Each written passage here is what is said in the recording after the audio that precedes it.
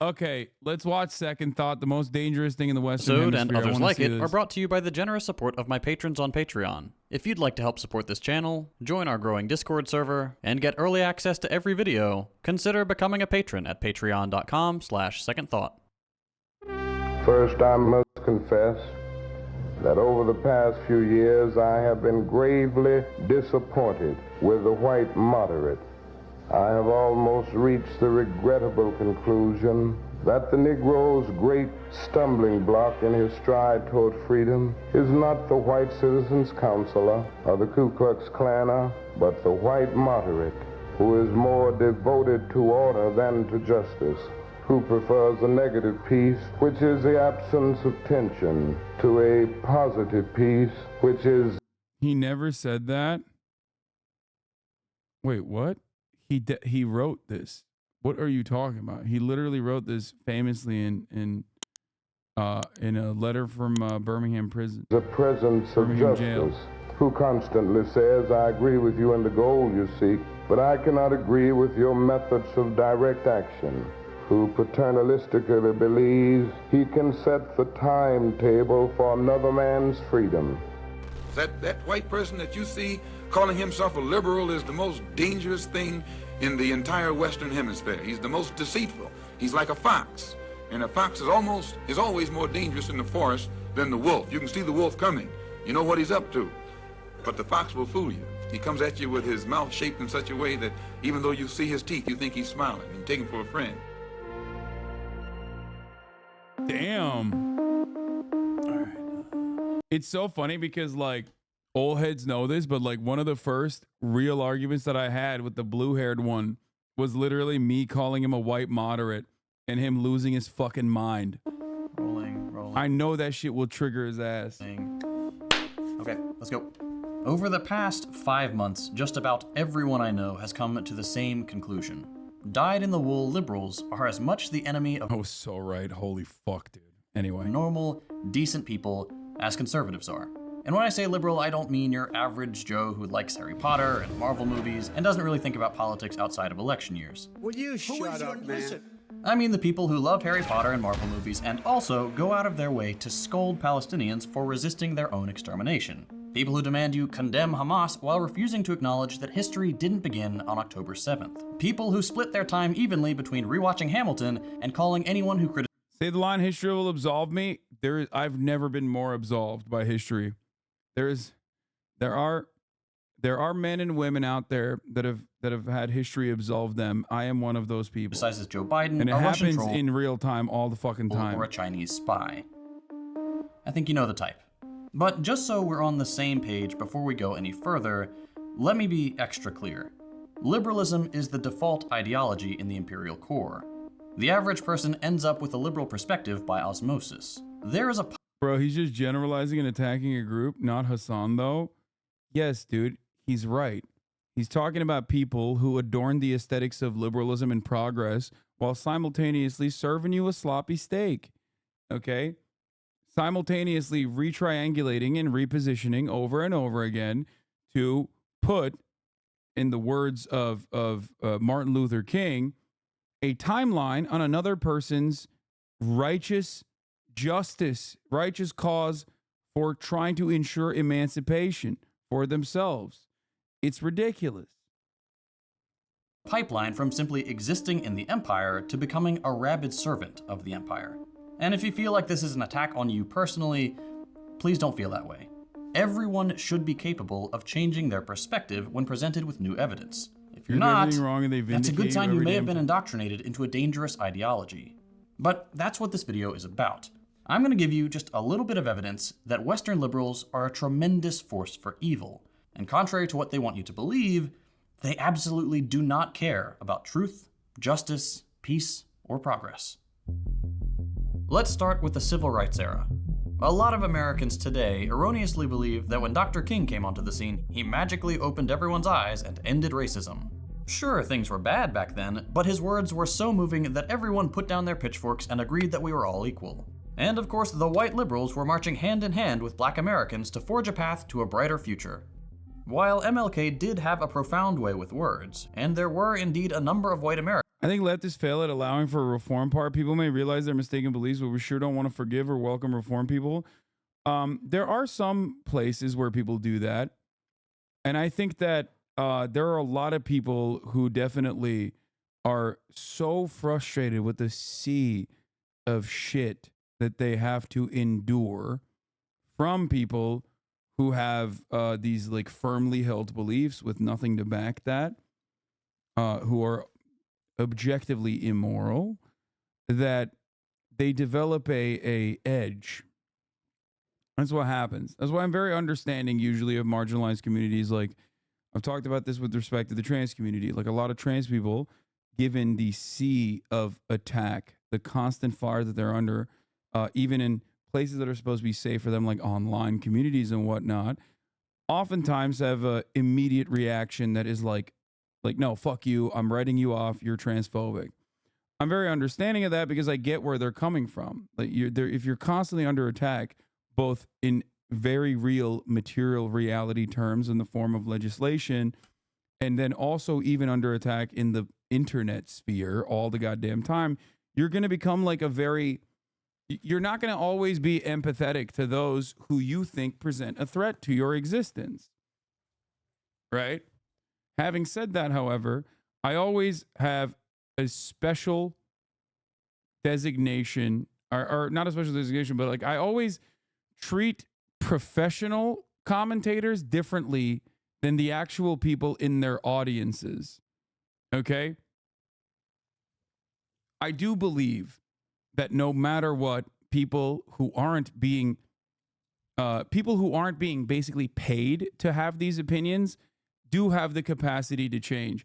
Even people who are being paid to have these opinions often have the capacity to change. I've shown that. I've shown you that both from my own personal development, but also beyond my own personal development with the likes of iDubbbz, for example. Great example of a person who had a lot of right-wing takes and right-wing opinions and genuinely reformed. It can happen. It's very hard, but it does happen. Okay?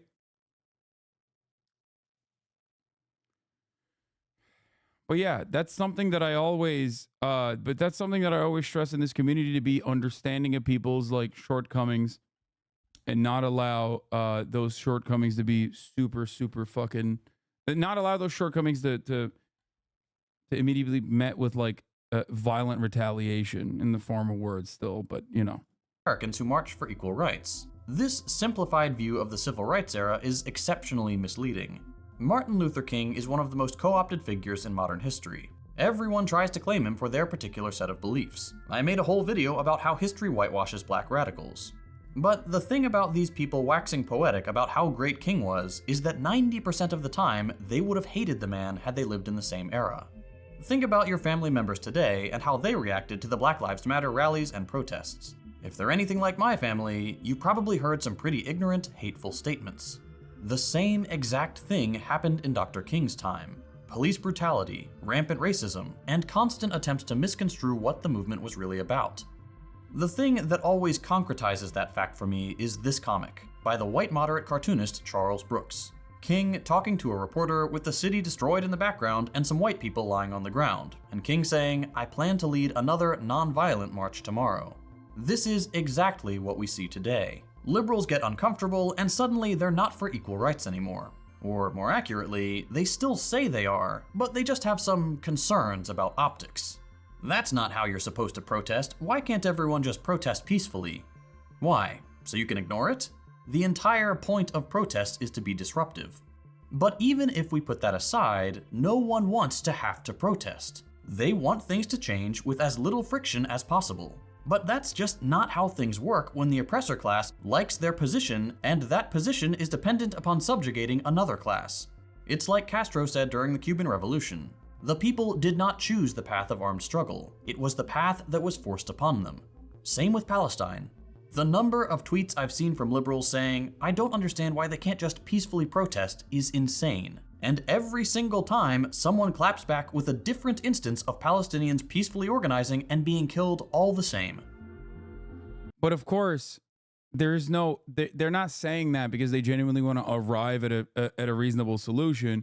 They're saying that specifically to run counter and to specifically run defense for Israel. That's why they're saying it. If someone is genuinely interested in learning, in many instances, they're not going to pop off this way. Okay? These are people who are masquerading as those who want to learn that actually don't want to learn at all.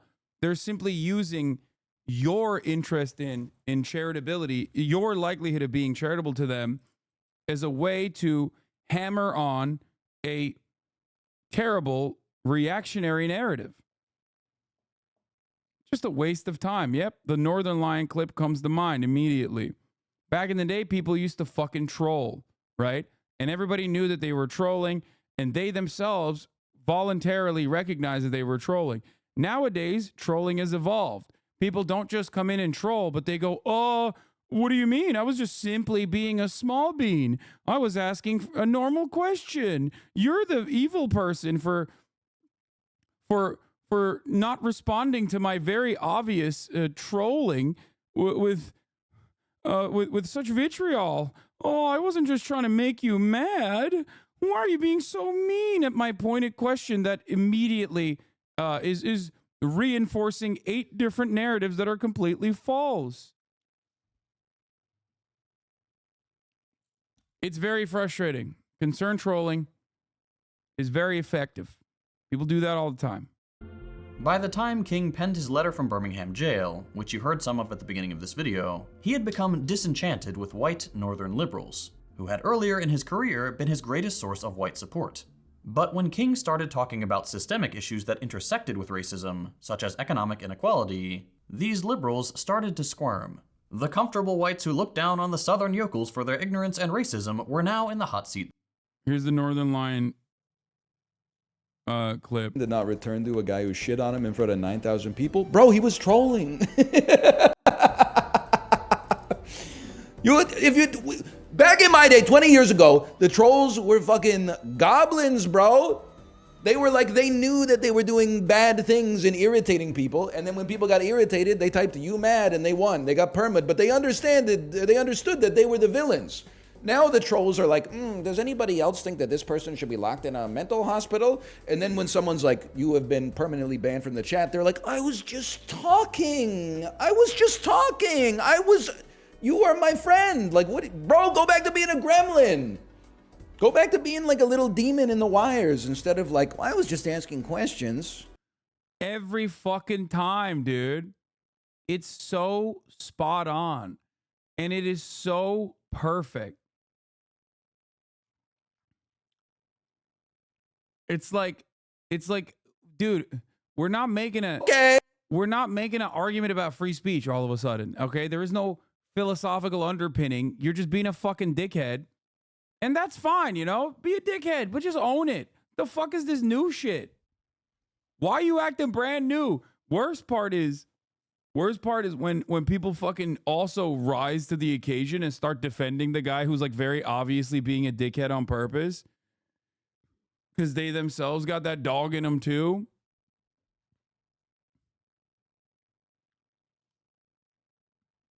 Okay. Let's kill him. Let's kill this guy. Let's beat him to death with hammers. Disingenuous so-and-so.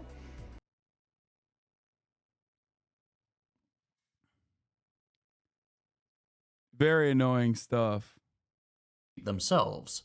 They benefited from a two-tiered society in which liberal elites were at the top. And so the complaint about optics was born. Look, Dr. King, we support your ideals, but the way you're protesting just isn't okay. This is the way liberals operate. They support emancipation movements in theory, but as soon as it crosses into the realm of the material, they become no different than conservatives. If violent protest is illegal, and nonviolent protest gets your liberal supposed supporters to condemn your movement, what recourse do you have to effect change? You don't. That's the point. The point is, a lot of liberals want Palestinians to just sit back and die. That's it. They want them to sit back and die every single fucking day so they can feel like they are perfect victims, and then they can give them a little bit, just a crumb of support. That's it. Like, we can feel bad about it later, and we feel so bad right now, but we're not going to really do anything. But the moment that you say, okay, enough, you can't have an apartheid without any consequences, that's ridiculous. The moment that happens, they're like, these are violent, bloodthirsty barbarians. And this is coming from someone who openly recognizes that, yes, atrocities occurred on October 7, okay? That is why I said a resistance to apartheid is always going to be imperfect. Said that on October 8. That still, of course, didn't stop motherfuckers from yelling at me and saying I want Israeli babies to be murdered and all this stuff. I think that there are, to be charitable, yes, I think Hasan is correct. There are liberals who do want Palestinians to sit back, but they don't actually understand that if they sit back, they will die. I think that there are people like that. What we're talking about right now is so many of those who are like, what the fuck? You think like mass rapes and beheading babies, which, I don't know if it happened at all, but I am immediately inclined to believe that it did happen. You think that's the way to resist an apartheid? It's like, no one is saying that. Oh, wow. And then it's the most Redditor energy. Remember the thing I talk about with Reddit? Like, people love having these like massive Reddit threads, starting off with like a false premise and then immediately moving on from that false premise and like memeing about those false premises. Like, it's just like a bunch of dumbasses that are just, in a circle jerk, operating off of the original faulty premise. This is what happens on fucking Twitter all the time too. Like, straw men turn into just the actual reality in their minds, and then they just like make secondary jokes off of it. Like, lol, I'm going to make a meme now being like, oh, I'm doing a resistance rape. And it's like, what the fuck are you talking about? Like, you're already betraying the severity of the assertion, the severity of the allegation by immediately making jokes about it. Okay? Like, you think that, so I'm here to believe, I have to sit back and believe that like you legitimately think that mass rapes occurred on October 7, and now you're just immediately popping off about jokes? The fuck? It just doesn't make any sense. Like, you okay, so you don't give a fuck about rape. You just want to use it, you want to weaponize it against Palestinians then. That's all you're, am I, because you're basically demonstrating that you don't give a fuck about it. Right? You just don't care. You don't care about it at all. You just only want to care about it as a way to win an argument. The fuck? It's ridiculous. It's sociopathic. A lot of people show their asses like that. There's a reason imperial core countries are actively trying to criminalize various forms of protest. They have a vested interest in things remaining the same. As Kwame Ture said in his 1969 book, The Pitfalls of Liberalism, what a liberal really wants is to bring about change which will not in any way endanger his position. That is, of course, impossible when we're talking about fixing the systemic problems of racism, imperialism, and economic inequality. According to a 1966 Harris poll, King's favorable rating among white Americans was just 27%. Compare that to 95% today. That's how liberals operate. They oppose any attempts at emancipation while they're happening, then pretend they were always on the side of the righteous when they have the benefit of history books telling them who the good guys were.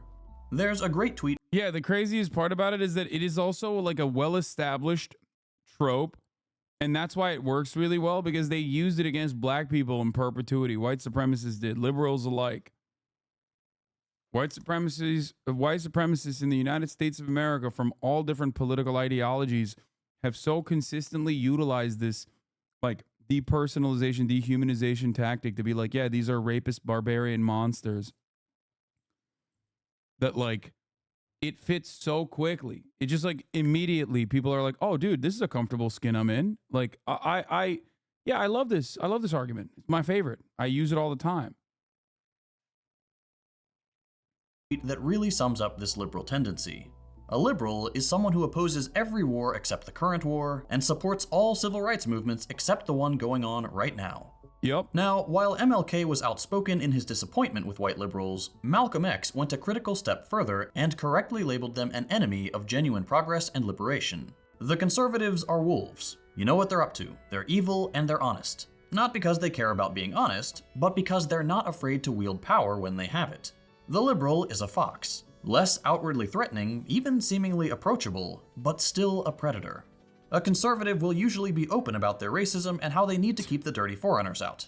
Whereas a liberal will say things like, I see you, I hear you, hate has no place here. And then they'll run campaign ads about how conservatives are failing to secure the southern border. Biden hasn't stopped building Trump's wall. That should tell you everything you need to know about the liberal approach to immigration. Pretend you're deeply concerned, Happy birthday, MF Killionaire. and then do the same thing the conservatives are doing. Or take the genocide in Gaza. We've seen a handful of the more liberal Democrats speak out against what Israel is doing, which is no small feat for a politician in the United States. But then when push comes to shove, they do the evil thing anyway. As I'm writing this script, every single Senate Democrat just voted to continue funding the genocide in Gaza. Every single one. It's like the meme. The people on the receiving end of US militarism don't care whether the people who sent the bombs are deeply concerned about it. They're still sending the bombs. Socialists like me tend to joke about Democrats just being Republicans with a rainbow flag painted on their bombers, but it's absolutely true. The liberals' only objection to imperialism and global domination is on aesthetic grounds. They may say they're cool with gay And sometimes they literally drop the aesthetic as well, like Brandon being like, illegals, is an illegal murder. people, but they're Which, by the way, remember how so many people came into my chat earlier this morning and they were like, well, he was just repeating what Marjorie Taylor Greene is saying, only to have Biden literally double down. Biden literally doubled down on his usage of the term and went, nah, he's not in here legally. Well, he wasn't here legally, was he? That's what he said.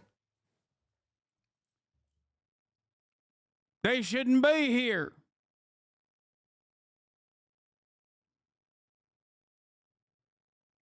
I kind of hate the still building the wall argument because there's some dishonesty built into it. If an appropriation has been passed, it has to be spent. Like, I think Biden would still build the wall if he had a choice. But let's not pretend he had that choice. Congress passed the legislation and Trump signed it. That's a beautiful way to fucking cover this nonsensical story because, one, Biden promised he would not build the wall. Two, everybody recognizes that, like, building the wall is just symbolic racist hatred anyway. It's fucking meaningless. And three, Biden did not have to use eminent domain to continue fucking purchasing and forcibly purchasing land to continue building the wall. And four, and perhaps most importantly, Congress passed the Senate that they're talking about passed a Brandon-backed piece of legislation that had $22 billion in additional funding for border security measures, which included additional funding that he is appropriating to build the fucking wall. He's now running around the country trying to get that bill to be passed in the House. Republicans, not once, but now twice, two times, saving the American nation with their petty partisan bullshit.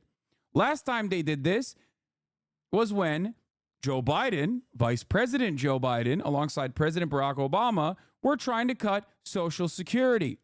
And the Republican Tea Party caucus said no, because they were more focused on being obstructionist. They did not want to give a W to the Barack Obama administration, and they stopped that fucking bill from passing. Say thank you, Tea Party caucus, every fucking time your grandpappy still has the same level of Social Security entitlements, and it's not actually diminished as a consequence of the Obama administration, just like you should say thank you to the most racist white supremacist Republicans in the House of Representatives for not passing this border bill. Thank you, Republicans, for your petty, partisan, gridlock-focused attitude in Congress as you cripple the legislative body every single fucking day, because when the Democrats want to do some real fucked up shit and pass right-wing, white nativist immigration policies, you bravely say no.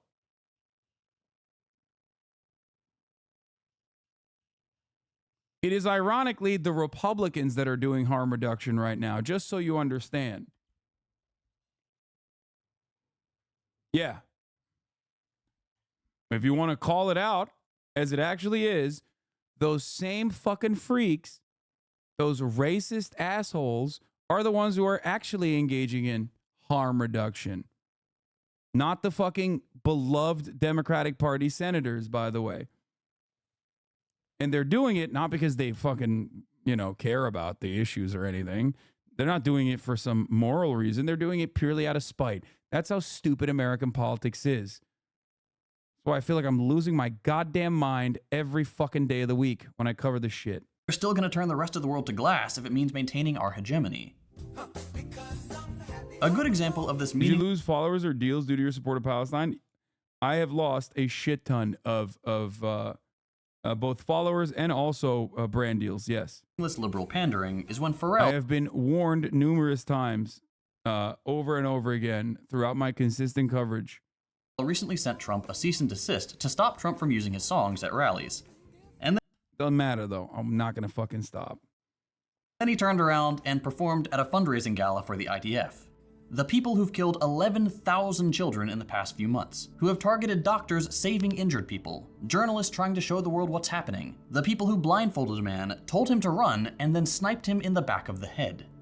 Okay, celebrities being useless is one thing, but when you have a liberal world leader, that's when things get really dangerous. Take Trudeau, for example. In response to one of the many ongoing protests for Palestine in Canada, on February 13th, he posted the following on Twitter. Listen, I don't like talking about that side of the equation for two reasons. Okay? One, because like you're taking an L and you're openly admitting that you're taking an L, and people celebrate that sort of thing like my haters do. And two, it doesn't fucking matter in the grand scheme of things, right? I have 50,000 subscribers. I am powered entirely by my community. Entirely. Okay? Part of that is what allows me to say fuck off to many brands anyway, which I still continue to do. So it doesn't matter when brands or an agency, let's say, is saying that my Israel-Palestine coverage is too hot. Okay? I hate it because it's like, oh God, woe is me. I'm such a brave martyr. I'm not. Okay? I live a very comfortable life. I'm not a brave martyr or anything like that. I hate it when fucking podcasters do this like, oh, my free speech has gotten me banned off platforms. It's taking away my fucking Honkai Star Rail sponsorship. Yeah, exactly. Or some shit like that. Not to say that that was a brand, by the way. That was not. Okay? Like, oh man, I was doing great, and then they took my Blue Chew sponsorship away because I said we should execute trans teenagers. What the fuck? I'm a real victim here. It's like, no, you're not, and I am not either. The real victims are the Palestinian people that are being ruthlessly fucking slaughtered. Okay, make no fucking mistake. These are the reasons why I don't talk about it as much.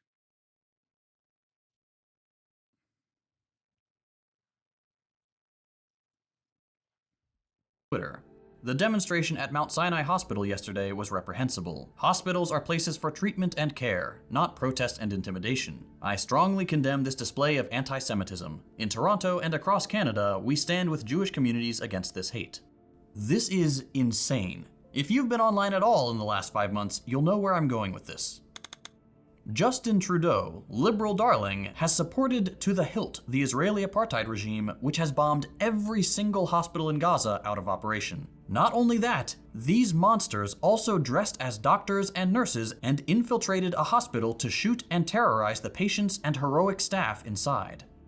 To the liberal, walking outside a hospital and demanding justice is a bridge too far. But butchering an entire population because it serves the interest of capital is perfectly acceptable. The justification for statements like Trudeau's has always been opposing anti-Semitism. That obviously doesn't work anymore. It's an absurd claim to make that criticizing a genocidal apartheid regime is anti-Semitic. Yeah, this is 100% correct. It was always correct, but now people are genuinely going, okay, well, maybe we've gone a little too far with this, which automatically ends up deflating the very real anti-Semitism that occurs every single fucking day. That is another secondary side effect of this. That's why so many of these fucking dipshits that I despise, oh my God, I hate them so fucking much, try to masquerade as pro-Palestinian people in an effort to try and launder anti-Semitic conspiracies on top of that. There is no clearer indication that one does not care about Palestinian people than using their death and destruction to lie and talk about other narratives and claim that like the Holocaust didn't happen or whatever. It is so fucking gross because one, you're advancing a very dangerous, bigoted narrative. Okay. And that bigotry does lead to violence. That's number one. And number two, you are undermining the Palestinian cause and you are lending your commentary directly to the most vile anti-Semitic Zionists who will turn around and say, see, this is how pro-Palestinian people are really like. You ended up, yeah, thank you. This is a perfect way to put it. You end up denigrating two massive inhuman tragedies. Like you end up literally doubling, you end up destroying two causes simultaneously.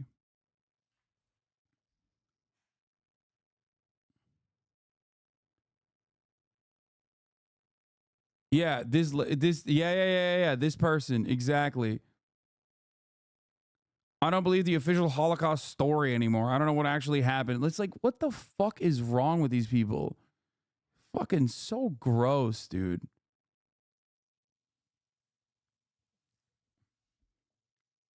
It's so fucking gross.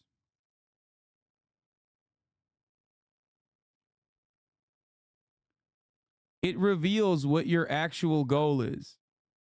This, in my opinion, is no different than Nazis utilizing socialism or economic populism on the left to actually hammer on their true agenda, nationalism, anti-Semitism. Okay? Which is ironic because I think these guys are also Nazis as well. That's it. You start fucking talking about like Holocaust narratives or whatever, you're a Nazi. That's it. You're a fucking Nazi.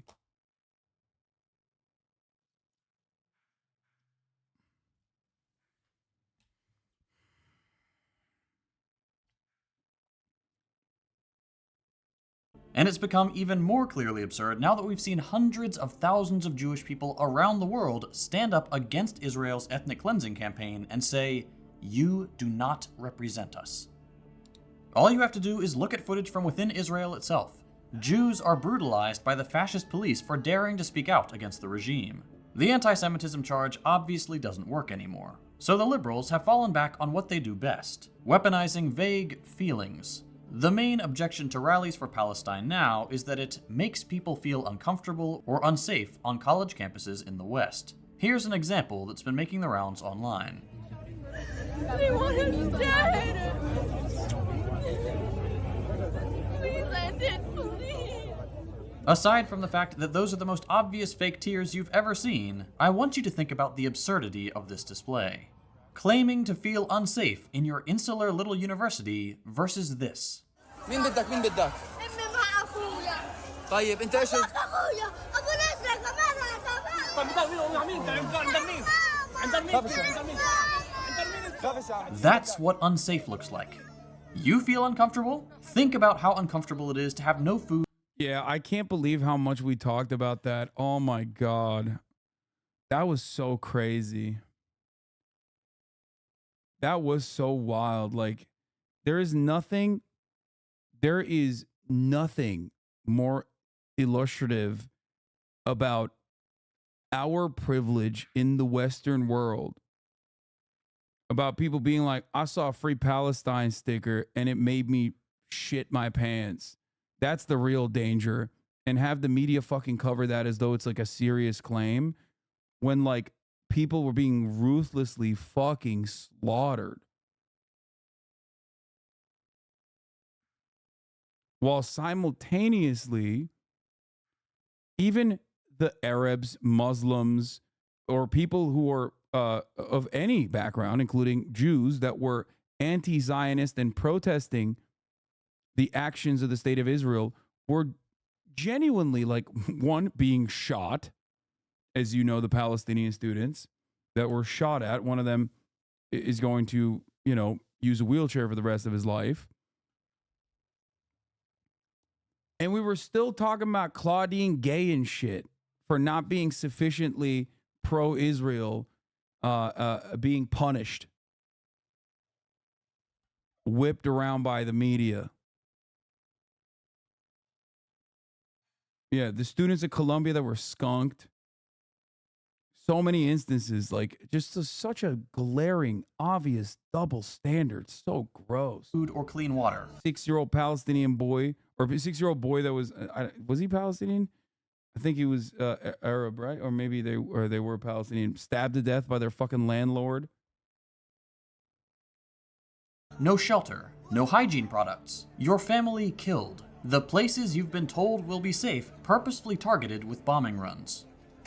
Liberals have no right to cry crocodile tears and pretend to feel unsafe. Of course, they'll still do it, and sometimes it will work. There are very few weapons as dangerous as a white woman's tears, as minorities have learned the hard way throughout history. Enough pretend fear and they get what they want. In this case, the criminalizing of solidarity with the people currently being exterminated. I made a tweet the other day that said, "One thing that's been bothering me recently is that I have no power to make liberals care. I can say, I will never again speak to someone who still supports Israel, but what good is that? The hate and powerlessness I feel is something I haven't experienced before." I had one commenter respond with something I think is important to share. This is how colonized people have felt forever. Liberals act like they care, but they don't. They really, really don't. And their fake performative caring actually makes it way worse. At least right-wingers are honest. That's a great point, and it echoes what Malcolm X said half a century ago. Liberals are no better than conservatives. They're often even more bloodthirsty, as we've seen with their recent behavior. The only thing that separates a liberal servant of empire from a conservative one is that the liberal will lie through their teeth to make it seem like they're on your side. At least when a conservative says they want you dead, you can believe it and brace for impact. With a liberal, you have to be a lot more vigilant. Conservatives don't care if they have the moral high ground. They want what they want, and they don't care how you feel about it. A liberal will twist themselves into knots trying to convince you, and often themselves, that they are the moral arbiter of modern politics. Even the liberals who are critical of Joe Biden and the wider West's enabling of this genocide often speak out in a way that ends up reinforcing belief in liberalism. Take the recent drama surrounding Jon Stewart. He said some common sense stuff about Biden and really pissed off the vote blue no matter who crowd. Yes, but his I criticisms saw. also really resonated with the masses of more casual liberals in the imperial core. I saw Jordan Peterson's replying to HasanAbi fan channels now. I saw. You are an outright liar.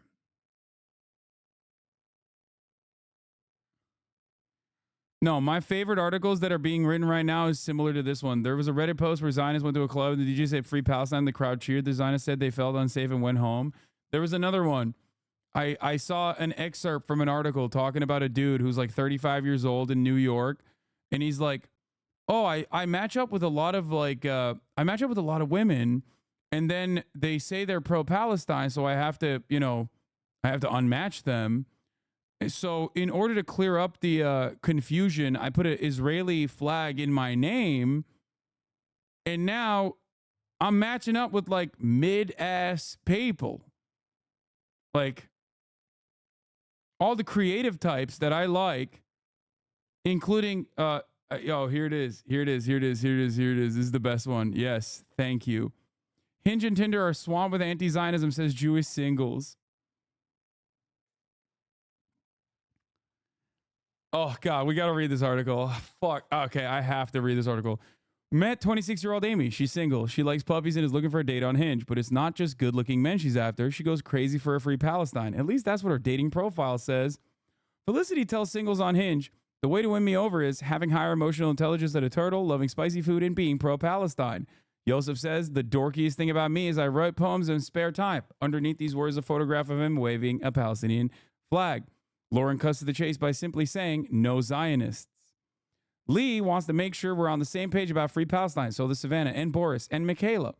Perhaps we shouldn't be surprised that, like everything else in the world since October, dating has become anti-Israel and anti-Jewish minefield.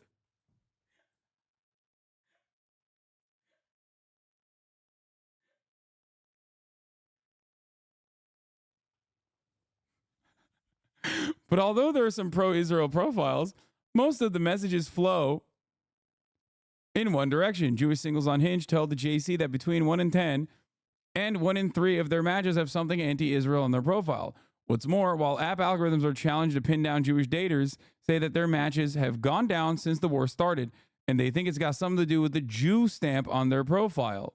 See, here's the thing, okay?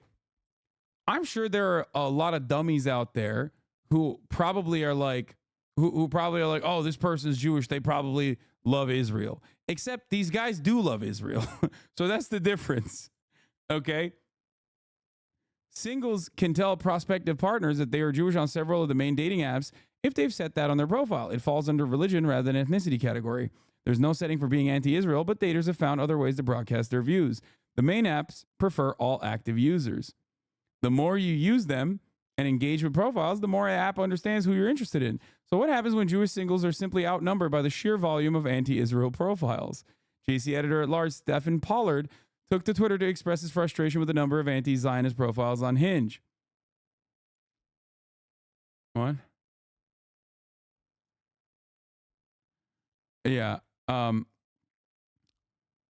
I noticed a few weeks after October 7th that some profiles started to show the Palestinian flag, he says. I didn't think much of it, but something has happened more recently.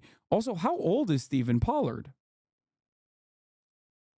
He's a JC editor at large? How old? 59? Brother, if you are a 60-year-old man and you're seeing that many anti-Zionist profiles, you're trying to fuck 18-year-old pussy. Let's just fucking be real for a second.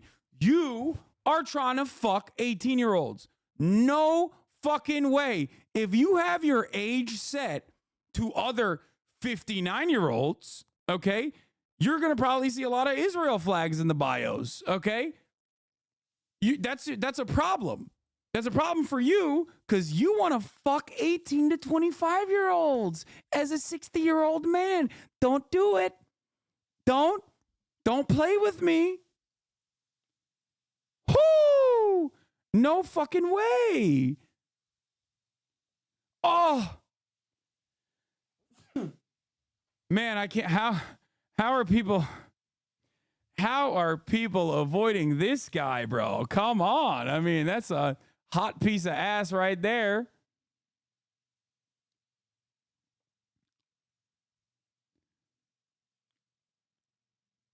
Look at this pic of him. Oh!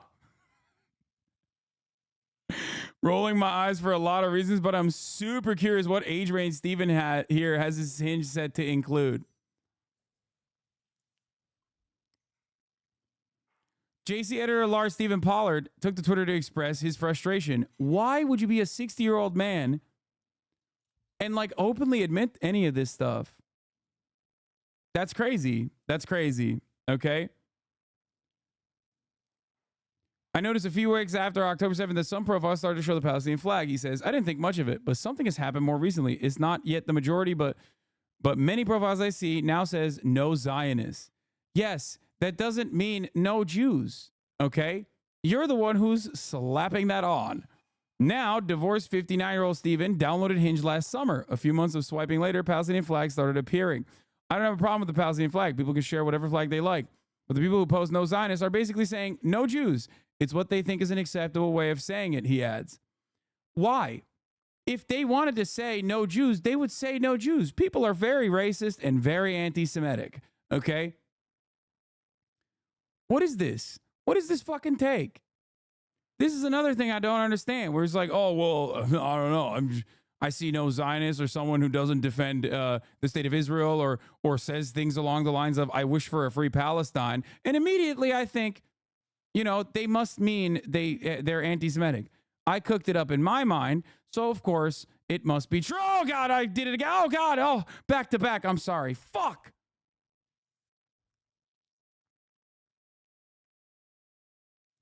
It's like the signs that used to read no blacks, no Jews, no dogs, no Irish. No, it's not like that. It's not like that at all, actually. Okay? It's not. Because that's what it would say if it was like that.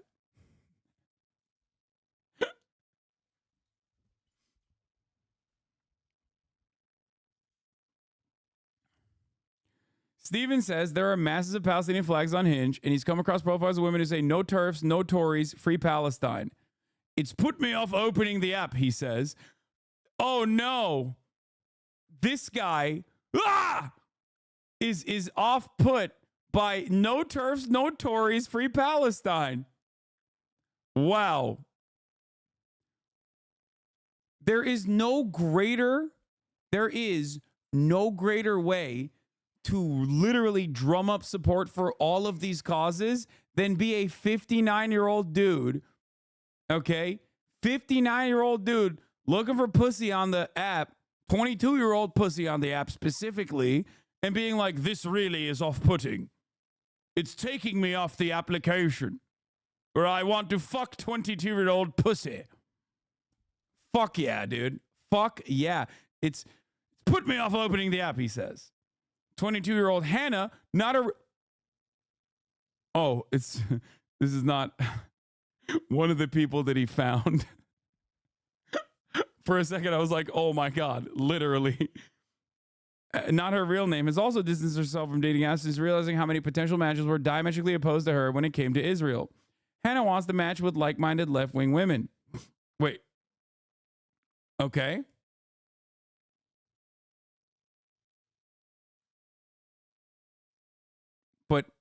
But there is no left-wing pro-Israel position. The left-wing pro-Israel position does exist. It's called no apartheid state, a one-state solution. That's what it's called. And for the record, there are left-wing Israelis. All 22 of them are in this chat right now. The ones that aren't arrested for, conscientiously objecting to serving in the IDF, that is. So it's just ridiculous.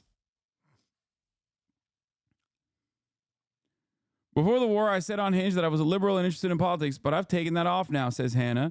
I'm hiding that aspect of myself because all the other girls on there who are into politics seem to hate Jews. It's frustrating, she says, because I want to meet people who I can talk about the world. Okay, I want to explain something here. So when you talk about anti-Semitism, it's a real bigotry, right? So I want to sub this out for a different ideology so that you understand. Just because they're talking about anti-Semitism, which is a real bigotry, does not mean that the conversation actually is about anti-Semitism. This is the exact same strategy that conservatives have applied into all of the articles that they've written about how fucking woke and liberal young women are. Okay?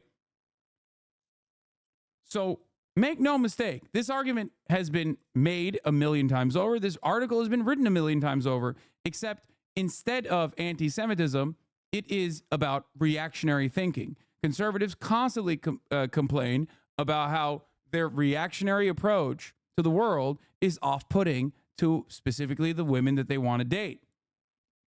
That's the problem.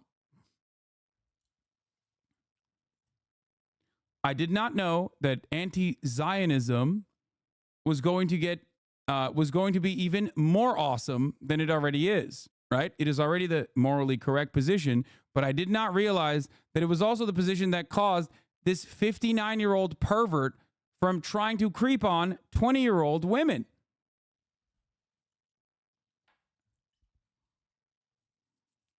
Anti-Zionism on top once again. But if they're saying no Zionists, that doesn't leave much room for me. You have every opportunity to not be a Zionist. I do not understand this. You can't magically not be Jewish, and no one should expect you to be, okay? To stop being Jewish. That would be ridiculous. That would be anti-Semitic. But the expectation is that you have some kind of moral compass that leads you in the correct direction and, you know, force you to reckon with Israel's actions. That's it. This is not an intractable position. What the fuck?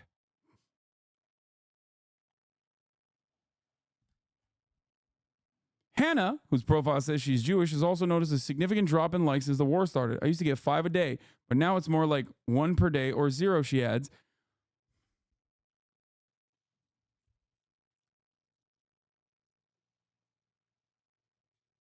Most Jews don't see a difference between Zionism and Judaism. I don't care.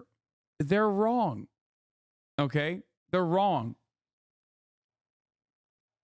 And that's not even true, especially when we're talking about Jewish people that are under the age of 35.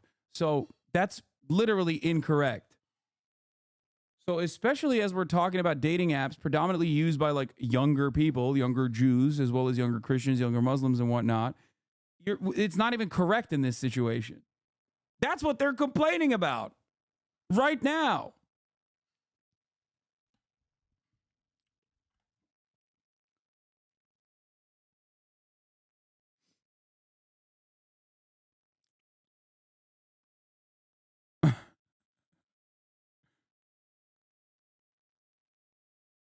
Anyway.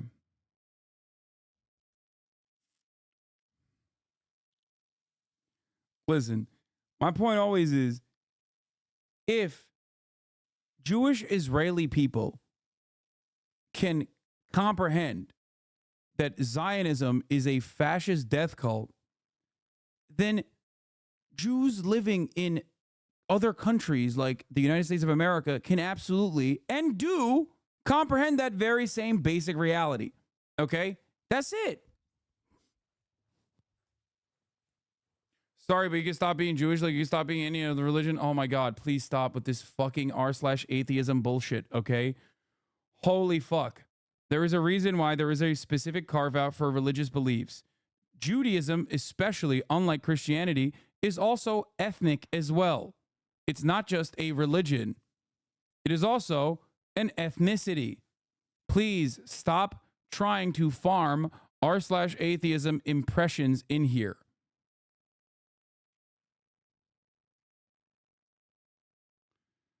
Oh my Lord.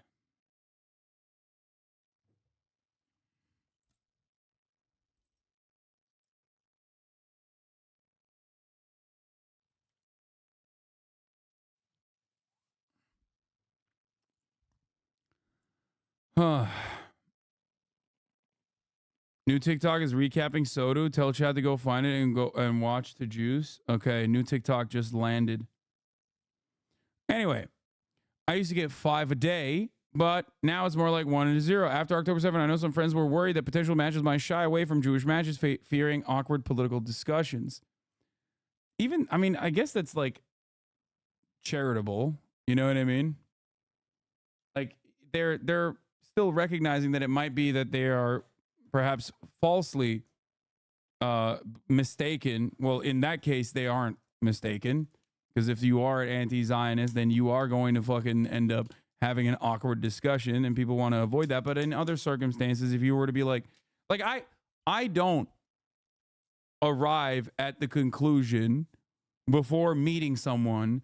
When someone tells me they're Jewish, I don't immediately assume like, oh, you must be pro-Israel and you're going to fucking hate me. I don't. Perhaps it is because I am very fortunate and surrounded by a shit ton of anti-Zionist Jews, as you guys know. But it is ridiculous. Like it's not a good way to operate. And if I'm to be as charitable as possible to that kind of bigotry, I think it stems from the fact that Zionism is presented as a part of Judaism. Now, this is the worst article to make this assertion on because every single person that's complaining here are Zionists.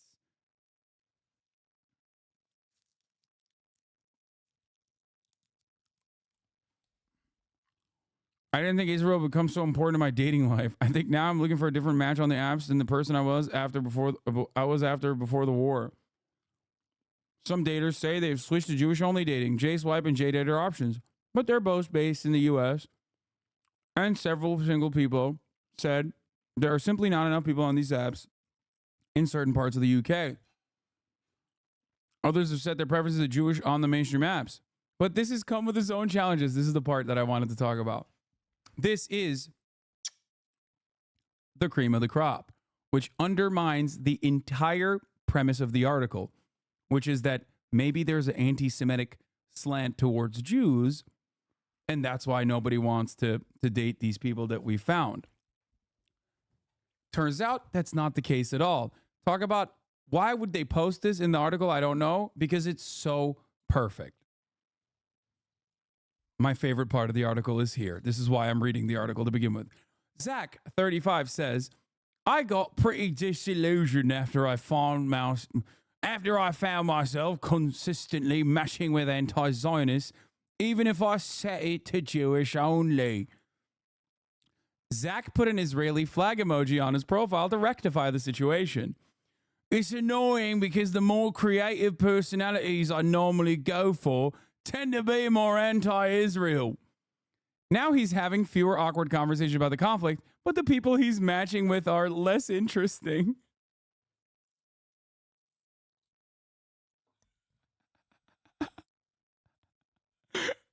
Dude, it's awesome. It's all, bro, just drop the, dude. Just for the sake of getting pussy, arrive at the moral conclusion, okay? Maybe this is a good thing, okay?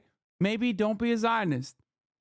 Because remember, Zach is talking about setting his preference to Jewish only, and unfortunately for him, still encountering a shit ton of anti-Zionist Jews.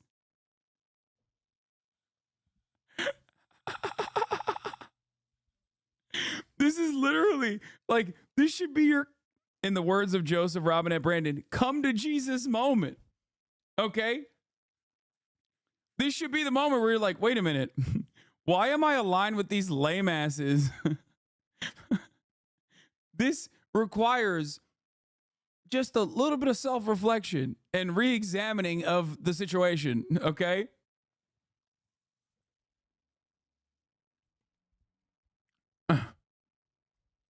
I love he went, I'm going to put an Israeli flag to make it clear.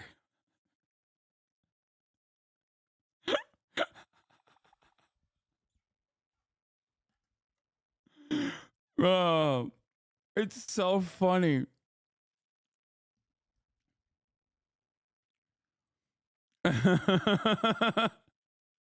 It's like looking at a mirror and being like, damn. Damn, these people are ugly as fuck, dog. I don't know what's going on here. These Zionist Jews I'm matching with. Oh, it's so perfect.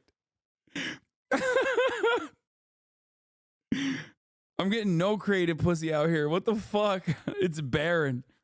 He'd be open to dating someone he disagreed with on Israeli politics, but reckons the match would need to be fairly moderate in her anti-Israel views and not too extreme. Okay, Zach can be saved. Dude, that brother is starving, okay? He saw the other side and went, okay, it's fine, I think. He's moving the goalpost for pussy. Yo, this is so good.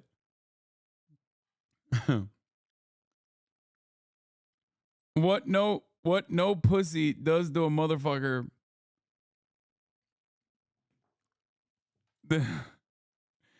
It's awesome because I've read so many articles like this specifically about conservatives constantly getting mad, but rarely do you see reform happen in real time inside of the article, okay? Zach's downloaded Jewish dating apps, but prefers Hinge as the prompts on a person's profile forces them to write more. Political things tend to become more important these days than they were a few years ago. He didn't see Brexit or Black Lives Matter appear on the dating apps. let alone the Ukraine war. My parents never had to worry about things like that, Zach bemoans as he continues swiping. Then there's 27-year-old Jacob. Back in October, the conversation on the first date with someone who wasn't Jewish turned into an uncomfortable debate about Israel. Jacob says he is not keen on repeating that. When he matched with the girl of his dreams on Hinge, they quickly planned a date. Dude, this is awesome.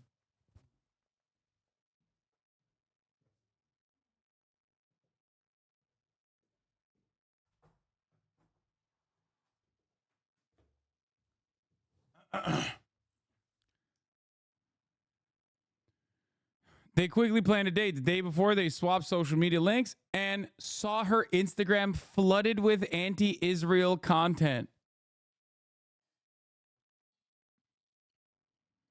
The girl had been at anti-Israel rallies and was sharing content that made Jacob uncomfortable. He decided not to meet her and texted her to apologize. He received this curt response: "Thanks for letting me know. Have a nice day."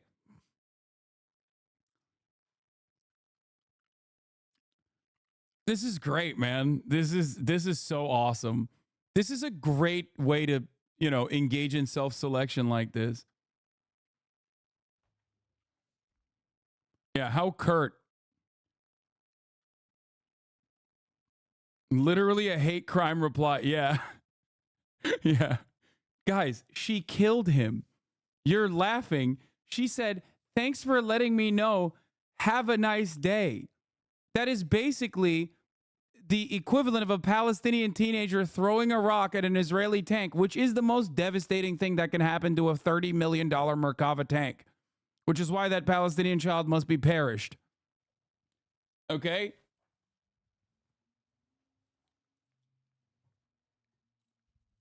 It seems that this 27-year-old was in the throes of Hamas.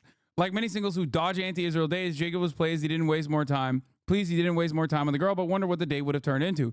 After that, he started matching with more Jews. The next month, Jacob met another woman on Hinge. They discovered they're both going to the anti-Semitism march in central London and arranged to meet a date afterwards. They met at the demo, but the freezing weather... Dude, who the fuck... Jacob, you are never getting pussy. On God, you do not deserve it. Who the fuck goes, "Oh, for our first date, let's go to a fucking counter-Palestinian rally, yeah? Let's do it. It's a perfect date. Let's go show our support for a genocide. Let's do it. Fucking hell." Are the British people all right? What's happening? What's happening in the fucking UK, mate? Yeah. "I love cheering no ceasefire at the first date. Our beliefs are fucking aligned on the death and destruction of the Palestinian children and the women and the men too."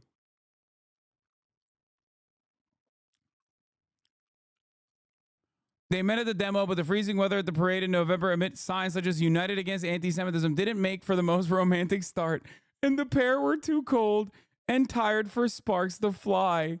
There has not been a second date.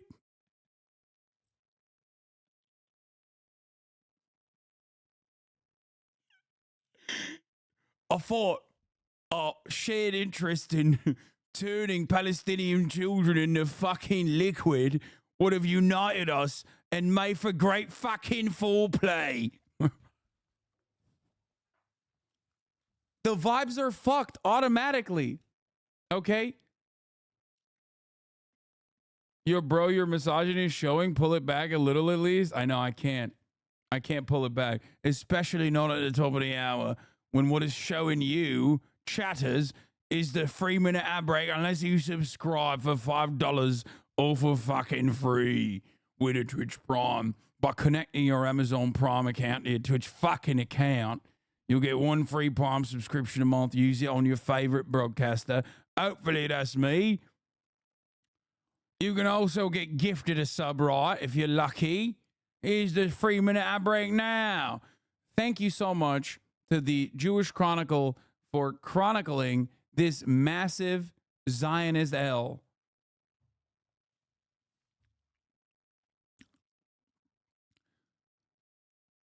There's a lot of people who only date Jews these days, Jacob says. He thinks it's just a way of pre-selecting and avoiding unwelcome surprises. Yeah, well, even on that front, brother,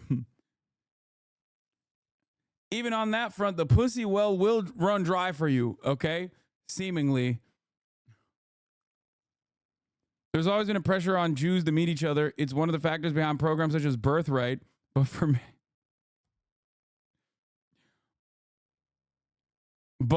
many, it was not until October 7th the subsequent hike in anti-Semitism that matching with a Jew felt necessary. Jacob says, I didn't care before, but now I'll make it a bit more effort to try and find someone Jewish. Like Zach, however, he is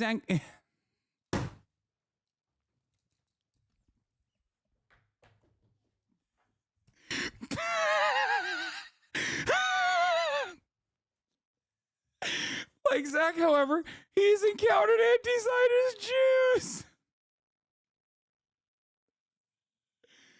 Oh, it's so good. It's so fucking good. Oh. Oh, Jesus, are you fucking 50? I'm subbed. Fuck your ad break. Just last week, a Jewish man told Jacob, I go to the Palestinian marches, not the Israel ones, and invited him to an anti-Israel march in London. Yes. Yes. Oh, it's such a this is the greatest article I've ever read. When Jacob said he found the bias against Israel to be extreme, the match asked, what media are you reading? She went on, I found The Guardian and BBC to be biased in favor of Israel. They favor them all the time. I used to work in media, so I do know. She's so right, my queen. My Jewish anti-Zionist queen. Jacob, I'll match with a woman. I'm matched with a woman, but it's still on the apps. Oh, Jesus Christ. He hopes he won't waste any more time with those who espouse incompatible views, but in lieu of the perfect date, he's taken to organizing Jews only wine and cheese evenings. Bro's gonna keep running into the same problem over and over again, okay? The problem isn't that you want a Jews only wine and cheese evening. The problem is you need a pro-Israel wine and cheese evening, okay? That's the issue, dog. It's like, I did a Jews only wine and cheese evening and everyone kept saying free Palestine. What's going on? I hate it. This is my nightmare.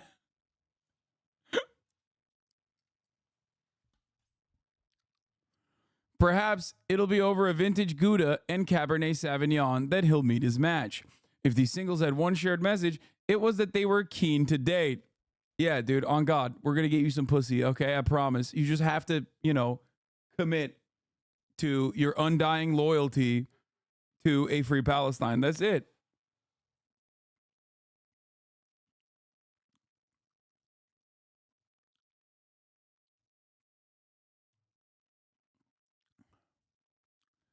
This is the funniest way for Jewish people on dating apps to recognize that like no, being Jewish does not automatically mean someone is going to be fucking a Zionist freak, okay? It's like, no. No. I thought this would fix the problem. No, you just got to date up. You got to date like a 60-year-old Tory, okay? That's what you got to do. Sorry.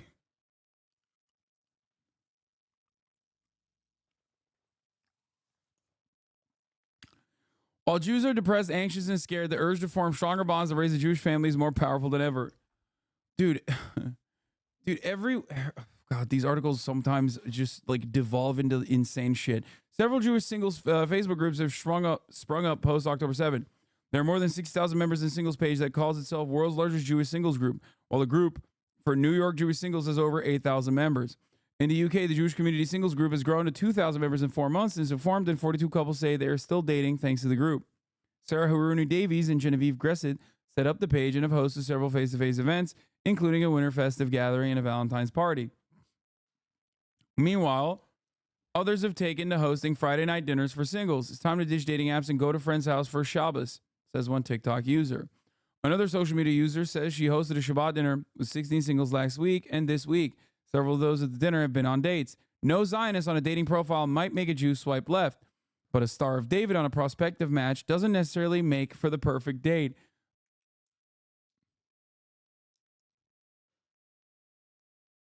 Openly being like, we're shutting ourselves from regular avenues of normal dating because our own people are betraying us by not being unconditionally in support of Israel's ethnic cleansing. Please. You put the fucking... Remember the Katie Hopkins meme of like having that bullseye? Remember Katie Hopkins putting that bullseye on her forehead and being like, this is what it feels like to be a conservative woman in the UK nowadays. And it's like, yeah, it's perfect because you put it yourself. You put the bullseye there yourself and there is no real problem. You're self-imposing this restriction, dog. Like, you're so dumb. Like, I have a better solution to this, okay? Which is to change your fucking brain and not be someone who is so bloodthirsty that you're literally like I'm looking for a partner that also has the same energy on genocide as I do.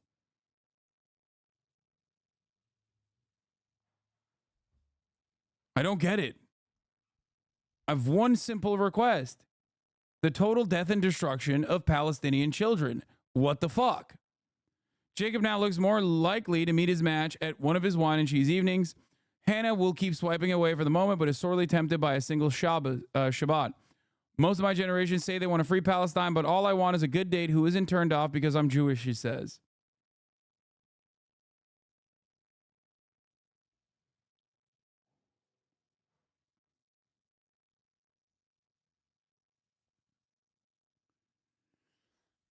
Yeah, ironically, they would do better if they were filtering for Christian evangelicals, for sure.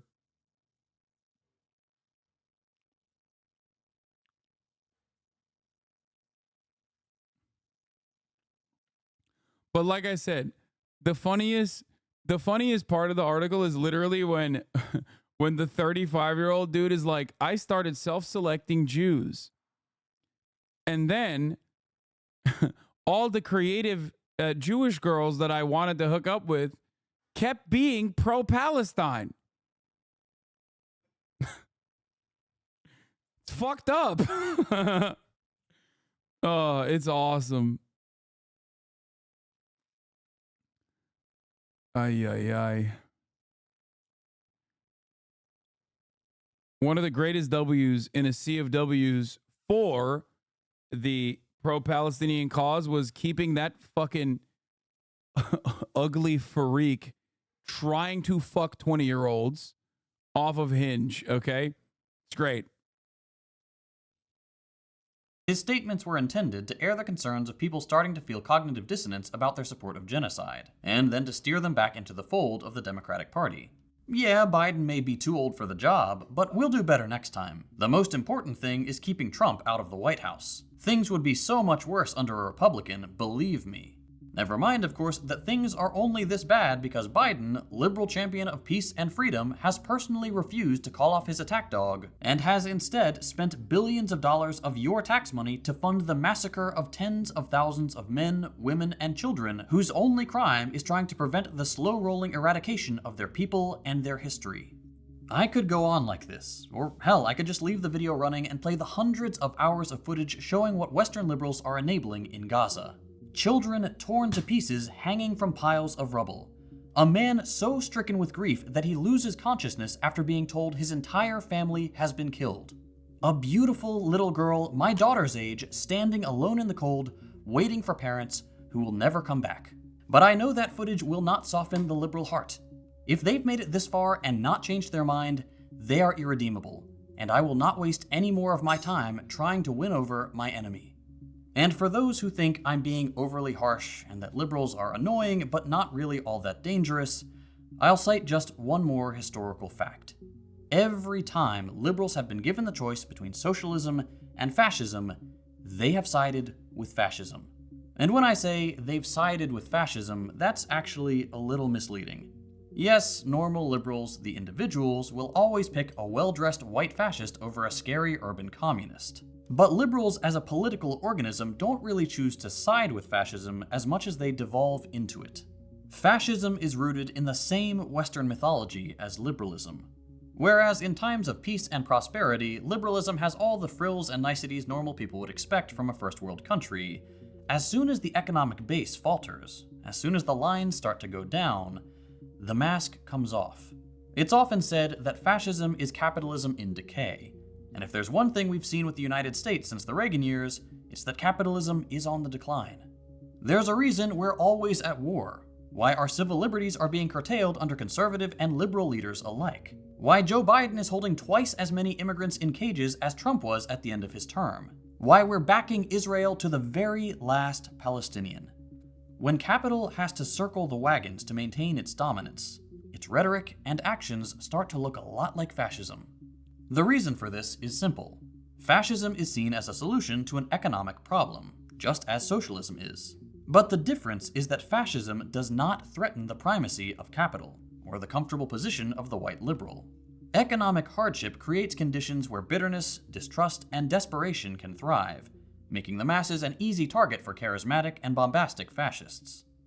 I'll end with a gentle warning for new socialists, people who understand that imperialism is wrong, but who may still harbor some liberal ideology from their upbringing. There's this pervasive belief that if you just show people enough data that something is bad, we'll reach a critical mass of collective outrage, and then suddenly, through legal and government-approved means, we'll be able to stop the bad thing. Yep. That's just not how the real world works. That's become abundantly clear in the last 5 months. Bit by bit, our rights to protest, to assemble, to speak out, are being taken away. The Palestinian people have tried peaceful protest for years. They've tried appealing to international bodies. They've tried everything. They are well within their rights to resist their executioners by whatever means they deem appropriate. No amount of liberal hand-wringing and phony moral objections will change that fact. You don't get freedom peacefully. Freedom is never safeguarded peacefully. Anyone who is depriving you of freedom isn't deserving of a peaceful approach by the ones who are being deprived of their freedom. A few times in the last couple years, I found myself thinking, surely not these liberals. Surely this friend or this educated person or this family member will be different. And they disappoint every single time. At some point, all decent people have to realize that liberals are as much the enemy as conservatives. They may weaponize inclusive language, they may try to trick you into thinking they care, but it's a lie. The Western liberal position on Palestine should be the final nail in the coffin of liberal legitimacy. And I know it's not my job to call people out like this. I know my role is to be inclusive and offer a charitable on-ramp into socialist ideas. But sometimes you just have to tell it like it is. Malcolm X was right. Liberals are the most dangerous thing in the Western Hemisphere. I mentioned at the beginning of the episode that my content is only possible thanks to my patrons on Patreon. For people who make principled socialist content, and especially content that's vocal in its support of Palestine, it's really hard to land sponsorships. In fact, I was in talks with a sponsor recently, everything was going fine, and then the rep hits me with, Do you think that JT's correct about hating the liberals who approach the Palestinian genocide? Does that contradict the problem of canceling others that you were talking about today? Can we change the liberal position through good faith? I mean, I don't have the same defeatist approach that JT has. That's why I regularly spend every fucking waking moment pretty much trying to change people's minds. And I get bullied and humiliated for it along the line. But the way I see it is, like one person whose mind I can change is good for me.